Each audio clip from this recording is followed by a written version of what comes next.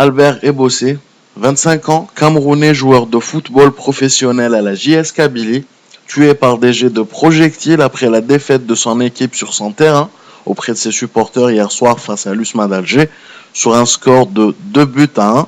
Albert avait égalisé pour les siens avant de mourir, tué voire assassiné.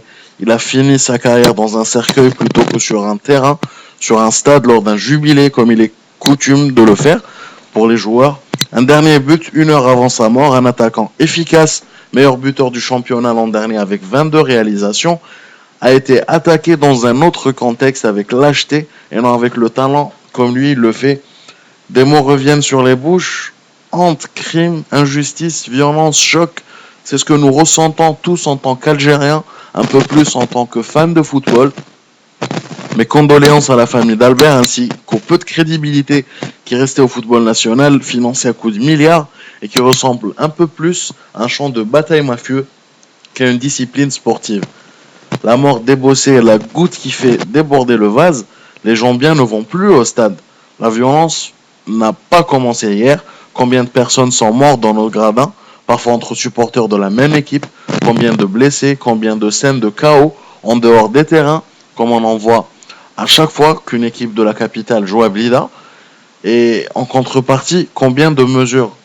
La mort d'Albert va médiatiser la question de la violence dans nos stades, à l'international, et des sanctions tomberont sûrement. Il y a déjà une source qui avance que la JSK est disqualifiée de toute compétition et ne jouera que le championnat et à huis clos pendant le reste de la saison.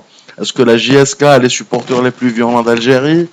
Est-ce que pénaliser un club réglera les soucis des gradins dans les 15 autres stades? Il me reste encore un peu de foi pour dire que c'est un acte isolé, mais qui peut anticiper les autres actes, qui peut anticiper les autres supporters, qui peut anticiper tout ce qui peut émaner de ce genre de gradin. Des mesures devraient être généralisées sur tout le championnat de Ligue 1 comme de Ligue 2, priver les clubs de la rente financière des tickets d'accès, priver les communes de la rente de la location de leur stade, priver les policiers de leurs primes de risque dans les stades, diagnostiquer cette jeunesse qui ne tremble pas, arrêter de faire la pareille entre la prison et les gradins, travailler pour la paix et la sécurité. Il en est vraiment temps que personne ne pense que les autorités ne sont pas au courant, ne savent pas ce qui se passe dans et autour des stades. Sinon, comment expliquer le fait d'ouvrir des gradins à 8h du matin pour un match qui se joue à 16h, si ce n'est attirer tout le monde tôt pour les enfermer, les cadrer jusqu'au match, au lieu de gérer les flux pendant toute une journée avec tous les risques que cela engendre. Comment expliquer que le 5 juillet est abandonné avec des excuses bidons depuis 7 ou 8 ans?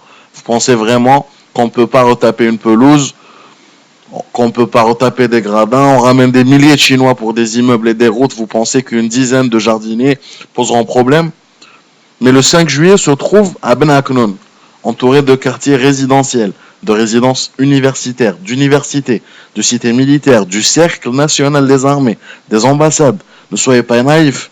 C'est pour eux que le 5 juillet n'entre plus dans les plans des autorités. Ça prouve qu'ils sont bien au frais de la situation, mais qu'ils n'agissent pas. C'est pour ça que c'est l'occasion de frapper un bon coup et tout le monde doit y contribuer. Journalistes, blogueurs, leaders d'opinion, sportifs, sponsors, tous. Que le football redevienne enfin un sport, plaisir et émotion, et non violence, danger et tragédie.